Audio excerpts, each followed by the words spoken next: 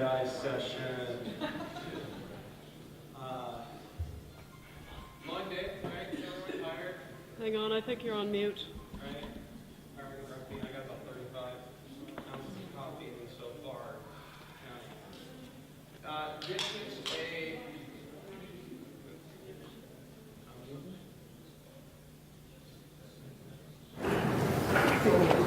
a... Do you have me now?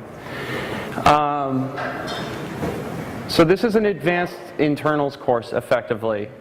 So this will be low level. I'm not going to explain how to do dtrace. I'm going to assume you know it. And if you don't, take notes, go home and learn. You feel free to send me questions. Is there anyone who's never heard of my blog? A couple people? Okay, have you ever seen her before? Yeah. That's my beautiful wife.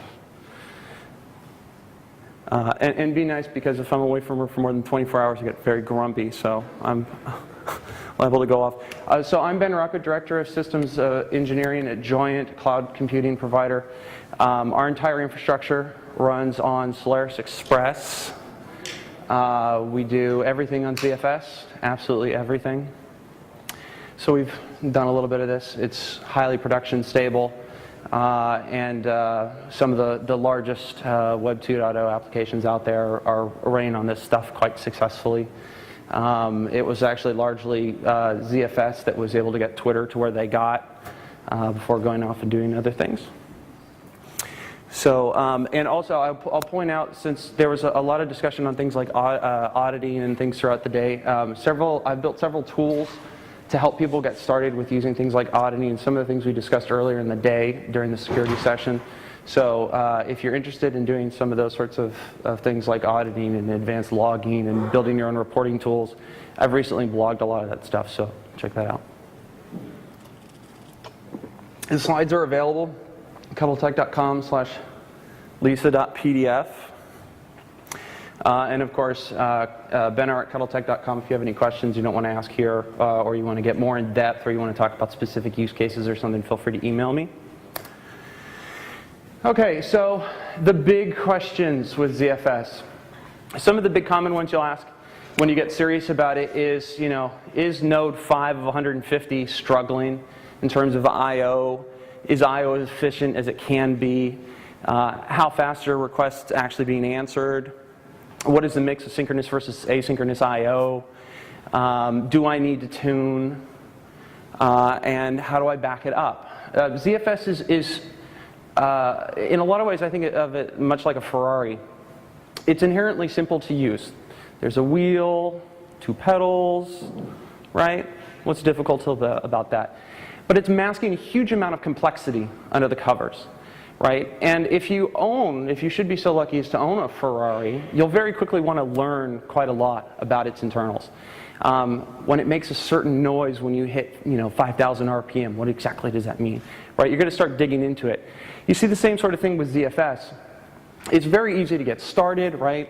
One command, zpool create mypool disk 1 2 3 4, bam, you're off and running, you got it going. Okay? Nothing could be easier. But as you start to do large deployments, you start putting big databases on it, you start asking questions and wanting to know, why does this behavior look a little different? Is it just because I'm used to driving a Miata and I'm not used to that pitch and whine of the engine, those sorts of things? And so that's kind of where we want to get interested. First thing I want to do, and this is the slide that will prove that I'm not a Sun employee, is to correct a couple of assumptions. So,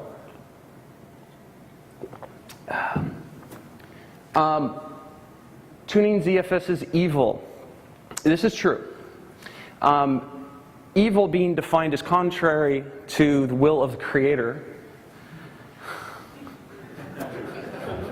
I'll be at the Irish pub next door. We can have some theological discussions. But ZFS was intended not to be tuned. Now, it doesn't mean that it doesn't need to happen. But it does mean that it wasn't the original intention, and if it needs to be, that's considered a bug. ZFS doesn't require tuning.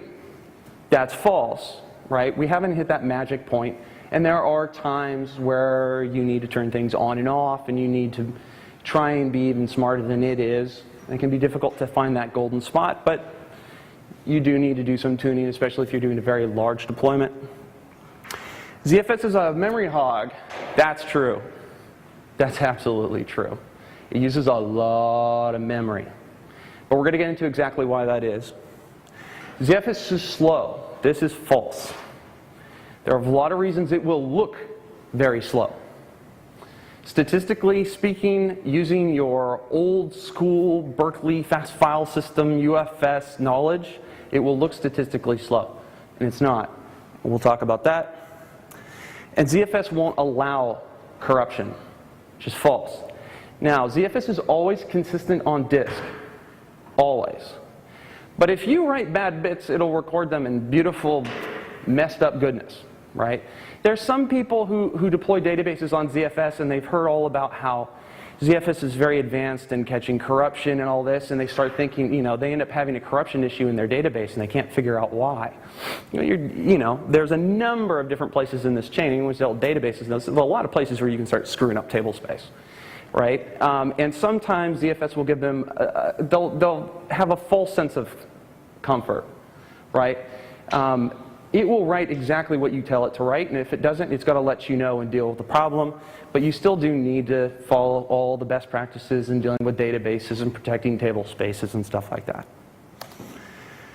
So, one of the greatest things about ZFS is its amazing efficiency. ZFS ARC is extremely efficient. One great example, and I see this constantly, there's one system I had that had 32 production zones, Solaris containers, all different customers, all running cloud applications and stuff. They're all doing different things.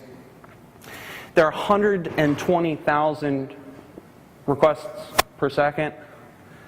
None of them actually touch the disk, right? You can do a whole lot of read I/O without ever actually even touching the disk, which is incredible.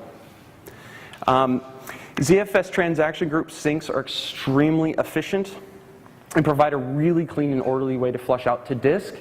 The way that we pipeline I/O in and orderly flush it out to disks, this is one of the reasons that you hear people say that you can actually build very high performance storage subsystems actually using like 5400 RPM disks, assuming you can find a place to buy them. And ZFS prefetch is really intelligent and is probably smarter than you. Don't turn it off if you don't need to. But it can vary greatly based on workload. And this is true with any type of advanced caching or prefetch technology that you see in any product. It can be very smart, but sometimes it's maybe smarter than it should be. And you want it to just kind of dumb down and just do what you tell it to do. Here's an example from one of our internal monitoring tools at Joint. On the left, on your left, you see a graph of logical read-write activity. So blue are read I/O, and the write bytes in red. You look over here, this is physical I/O for the pool, and you notice you don't see this blue line, right? It's because all those reads are being answered directly out of memory, out of the ARC. This is the kind of efficiency you get. It's just beautiful. Particularly in web workloads, cloud workloads, you're doing a lot of read, a lot of stat in particular, right? And this is exactly what you want to see. The write bytes are going to disk, nice and orderly, or we're not seeing read I/O because it's all being taken care of in memory. So, observability. K-stats. Is there anyone who doesn't know what a K-stat is? A couple? I missed the joke. K-stats are a fantastic repository of statistics available within Solaris. Run the K-stat tool. Just run K-stat by itself. You get pages and pages of output. You can get all kinds of fantastic detail about what's going on in the system.